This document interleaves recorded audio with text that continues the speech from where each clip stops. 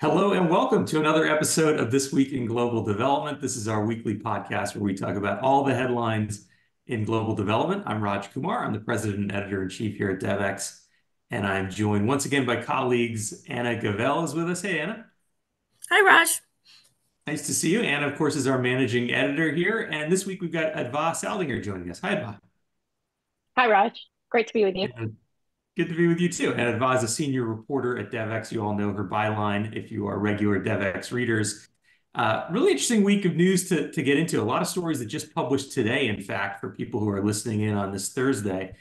Maybe we can start though with the really deep dive that you've done, Adva, about the Millennium Challenge Corporation. This is part of a series of stories you're doing as we look at the 20th anniversary of the Millennium Challenge Corporation this year. An institution that maybe isn't widely known by some of our international listeners. I think in the US development community, it is certainly by now much more well known. And you've taken a hard look at sort of what has 20 years meant. What did you find? Yeah, the story was really fun to report because I got to go and talk to people who were around sort of in the early days to get a flavor of what it was like when they were essentially creating a brand new development institution, right? And it was an institution created really in the moment of time, right? That I heard from people that it was partly a reaction to 9/11, but also really from a perspective of how do we do development differently?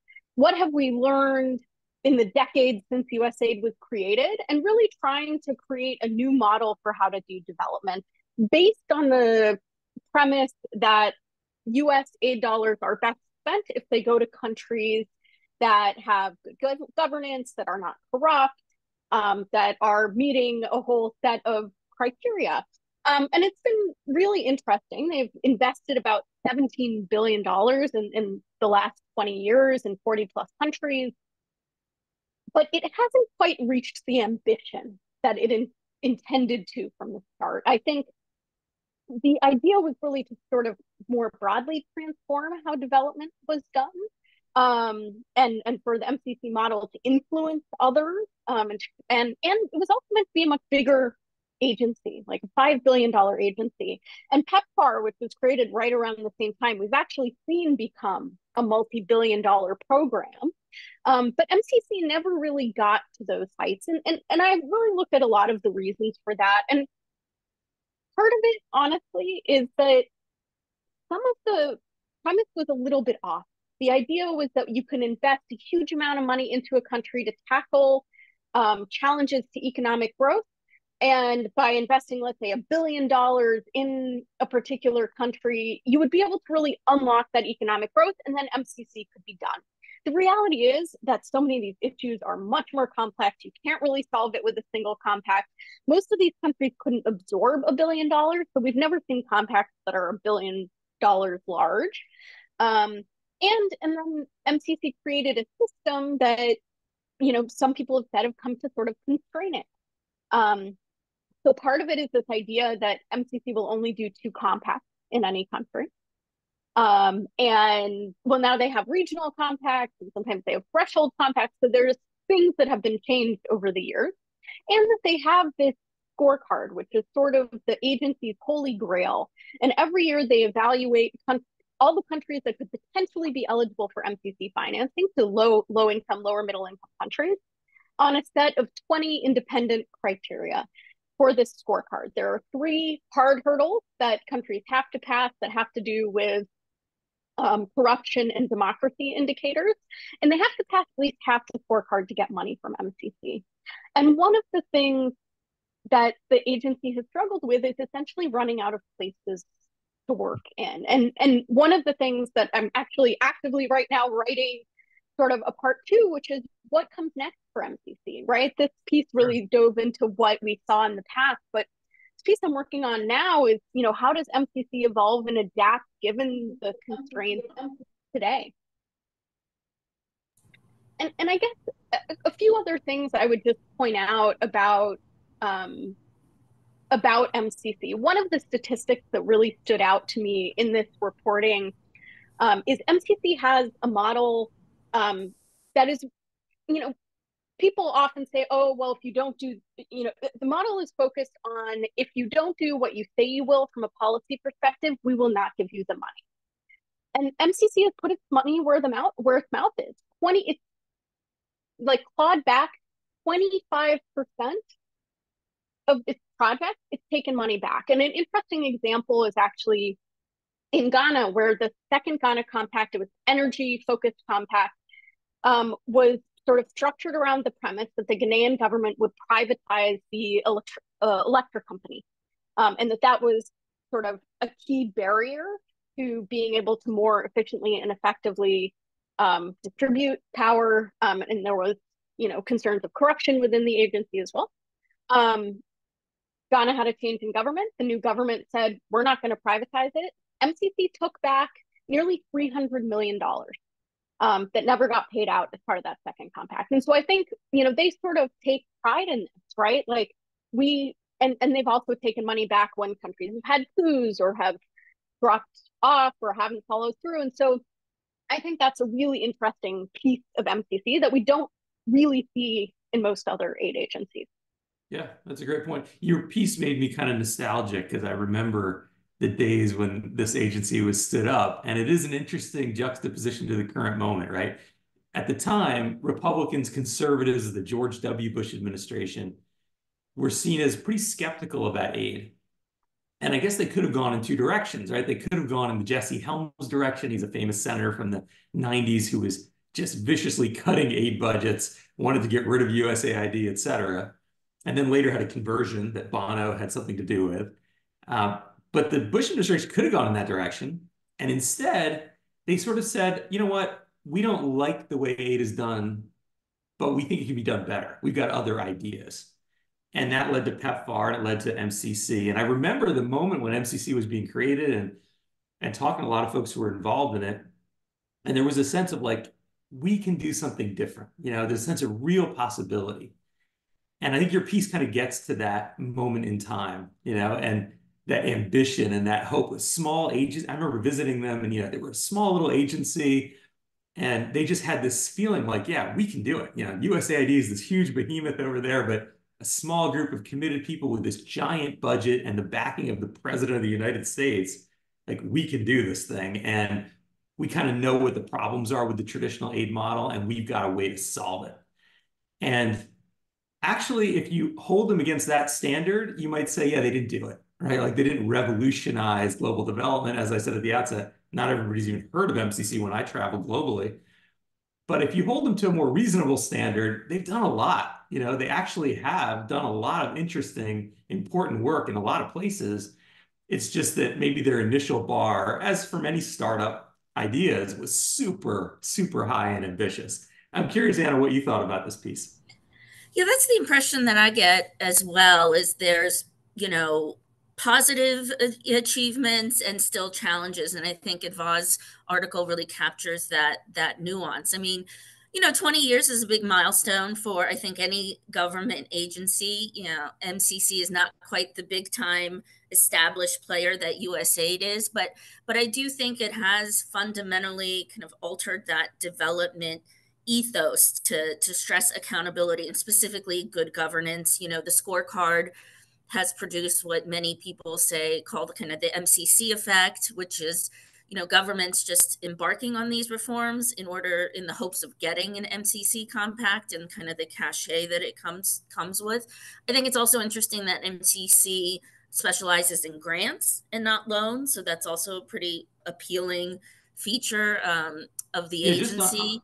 On that point, Anna, like I think often we fall in a trap where we talk about the size of organizations. And in fact, the three of us are sort of saying it's a bit smaller, and you say in the piece, than what it aimed to be, right? The idea was going to be a $5 billion a year agency. They were going to do billion-dollar compacts, and they have only spent 17 billion in 20 years.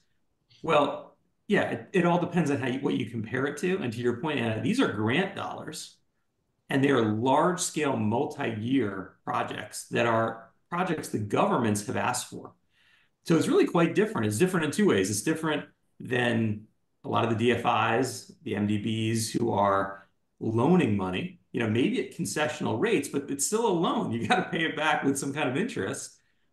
And it's different from traditional bilateral aid in that those tend to be grants, but they're often grants to an NGO, they're grants to, a contractor for a project that might be a lot smaller and may not be sort of tightly aligned to the strategy of the government.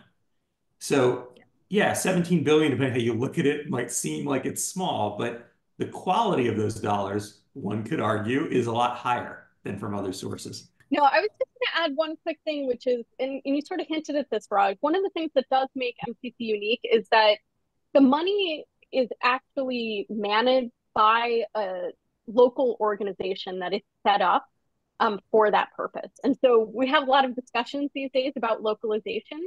The MCC model is really to look at what are the country's priorities in terms of unleashing economic growth.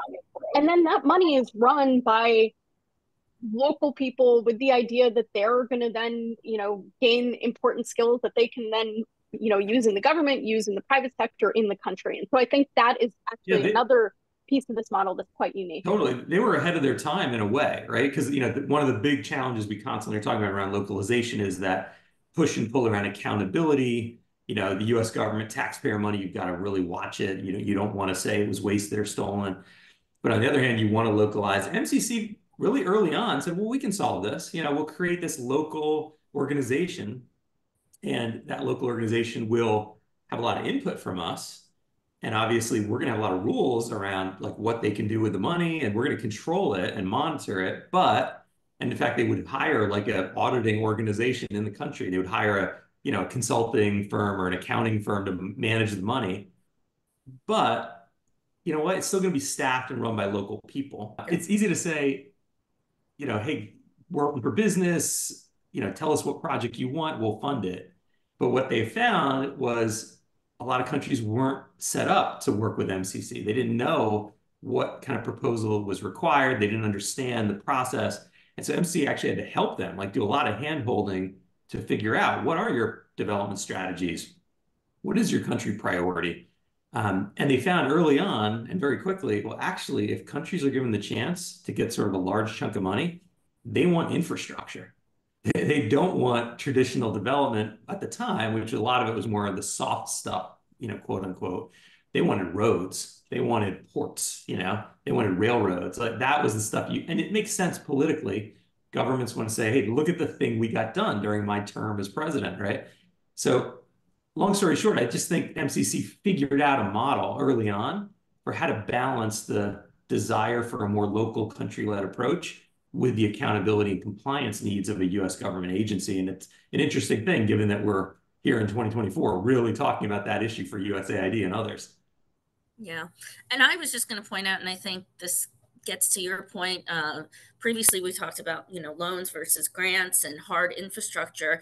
You can't help but think about China inevitably, and it's kind of loans that are no strings attached, which have their own appeal, but in a way that loan model that China pioneered benefits MCC because its supporters kind of frame the agency as the anti-China, anti-debt trap diplomacy model.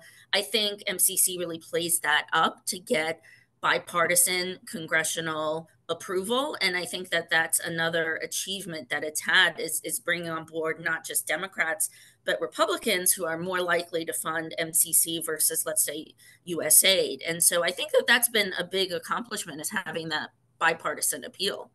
And they would say, by the way, those China loans are not no strings attached, right? I mean, they are in the sense True. You don't require governance, or corrupt. They don't have a scorecard of indicators like MCC does, but they feel they're often used to create leverage for China and its businesses around access to minerals or ports or transportation or what have you. So it is a different, at least MCC, I think, would argue it's a different kind of strings that are being attached. And I think it's also about who's doing the work and who's winning the contracts on a lot of those projects. But the one thing I would say that's interesting, which is a little bit of a counterpoint, is that one of the people I was speaking to actually said that they think the rise of China's investments, particularly in Africa, constrained the potential growth of MCC because it became less appealing. because instead of having to meet all these pretty difficult hurdles in some cases, a country could just go to China and get the money more easily to build their road. And so I think that's an interesting piece of this. And I think some people would also say that maybe selling MCC as an agency to counter China isn't necessarily a great thing. I think it is effective in terms of getting bipartisan support on the Hill. MCC has actually enjoyed bipartisan support for most of its history, but now that argument is very much, I think, the CEO, Alice Albright, has really leaned into this sort of countering China argument. But it's interesting because I think that does come with other potential drawbacks or implications or questions about then where is MCC pushed to work, drawing it into politics maybe more than it had been in the past. So I think that's something to sort of watch as things move forward. Yeah, and that was another part of their early days was like really making it clear and holding strong and firm to this idea that politics doesn't drive what we do. We have a scorecard, we have a model. So on the one hand, as you say, the model has kind of been a limiting factor. It's like, well, we do one compact in the country, oh, we can do two, now we can do regional, but they were sort of constrained in a way by their own rules. On the other hand, those rules really help them to, say to the State Department, like, sorry, you really would like us to do more in this place, but we have certain rules. We're not going to do them. And that's been a benefit, I think, to the longevity of MCC and to the purity of the model, which has kept the bipartisan support there, even if not at the huge levels that were initially envisioned for it. To be fair, it has been drawn into politics even when it doesn't want to, as we saw, for example, with the Nepal compact in Sri Lanka as well. Sri Lanka did not go ahead with the compact largely due to pressure from China. And in Nepal, it was a very long, drawn out process to get to an approval. There was a lot of Chinese misinformation that was brought in about this being sort of a US attempt to gain control over Nepal and things like that. So we have seen sort of the politics with China really impact the agency's ability to do work on the ground in interesting ways and move forward with compacts. Yeah, I think it'll be interesting to see your piece and to think about where this goes, in the future. Like when you think of the tools the US government has, a lot of them, PEPFAR and MCC as an example, were created 20 years ago. The DFC, how many years ago now, is in the Trump administration, so several. Is it kind of fit for purpose at this point when you think of where we're going with this geopolitical conflict with China and the rush for critical minerals in Africa, the need for massive infrastructure investment? Is it really fit for purpose, and sort of what will survive through maybe a new political moment in the US? Will we see at some point some kind of real reform of these agencies, and where would MCC fit into that? I think that's a really important and interesting question. I'm eager to see, what you write. I would say just before we run out of time here, we had a few stories that all kind of weave together this week, all around kind of what it's like to work in development and humanitarian aid, like the reality for workers. And Anna, maybe you just talk a little bit about these pieces and how you see them. Yeah, I mean, they kind of dealt with burnout is the overarching theme. And I think, to a degree, the fact that aid workers experience burnout is certainly not surprising. They witness firsthand horrible atrocities and disasters. And no matter sometimes how much you want to help, you're up against tremendous odds. Not to mention the fact history tends to repeat itself. So you've got similar crisis after crisis. And, I can only imagine that feeling of frustration and helplessness in the face of what seems like existential crises like climate change. Funding isn't there. I mean, it's never enough funding, but especially in today's kind of poly-crisis era, it's a real struggle to get funding. And there's the fear factor as well, not just burnout, but, I think it's really important to point out that humanitarians, this was last year was the deadliest year for humanitarian workers. This year is shaping up to be even worse. So there is, of course, that dimension of the stress. But I think our article by our colleague Alyssa Miolene kind of delves deeper into the issue. And there are two things that stuck out for me. One was a woman who left the sector and who said she felt like she couldn't express her feelings, her frustrations. And I think this directly relates to the other point, which is the mental health support that organizations offer or sometimes don't offer. Low pay, short-term assignments, all of these factors. I think the good thing, if you were to look at a silver lining, is that many of these factors are within an organization's control to prevent people from leaving. They can prioritize devoting resources to psychosocial support, help with pay to the degree that they can, manage workloads, tackle inequalities, have a culture of communication. So there are a lot of factors, and as the article points out, there's deep meaning in development. So I think that people want to stay in general in the sector, and I think it just behooves organizations to make that happen and kind of help the helpers, if you will. What jumped out at me, and I was like, I assumed that these three different stories, which took kind of a different slice of working in this space, would say burnout comes from a couple of things you mentioned. Fear, the danger of being on the ground in a crisis and a conflict, the kind of PTSD you might get from seeing people, killed and injured, et cetera, starving children. But actually, it seemed like from some of the survey research that was mentioned in the piece, a lot of it was more fundamental systemic things about working in this space. Like a big one was just job insecurity. The idea that you're jumping from one consulting contract, one, temporary assignment to the next, and you don't necessarily know whether you have a steady paycheck. And it seemed like that came through as something that really started to weigh on people in this space, that like, this is just not a consistent place to work. And that was interesting, I thought. And the other one was sexual assault and harassment kind of came through. And I think it's sort of not necessarily, it wasn't really clear in the pieces and in the survey, but I don't think necessarily it was about from the being in the field, right? And like the people, the populations you're working with. It was sort of internal within the organizations where you work, right? The culture within these humanitarian and development organizations. And these are places where you have a lot of different people from all over the world. Maybe you're cut off, you're off in the middle of nowhere with a small group, and you can imagine what some women especially would be subjected to. And that seemed to be a really major issue for people in terms of burnout. So it was interesting that you might assume I did, well, this is going to be more about fear and risk and trauma. And actually, it's more about things that happen within the aid organization. Yeah, I mean, it was very nuanced because you talk about things in the field that are unique to development, but at the same time, there are things that are universal to many companies, public, private sector, like you said, pay, harassment, these issues. And again, I think it kind of leads back to the control that organizations have and how vital it's going to be, because if we're going to go anywhere of achieving the UN SDGs, you've got to have that expertise and that institutional knowledge in place in order to do that. So you've got to have a retention policy in place. Totally. Yeah. We talk a lot at Devex about what we've coined this SDG talent gap, right? Because there's a lot of focus on the financing gap for the SDGs, and people debate, how many trillions of dollars that actually is. But there's a lot less conversation about talent, like who's going to do the work, even if you have the trillions of dollars. And what's interesting, one of the stories was about people who say, like, I'm raising my hand, I want to go do this, but after experiencing it, decide this isn't for me.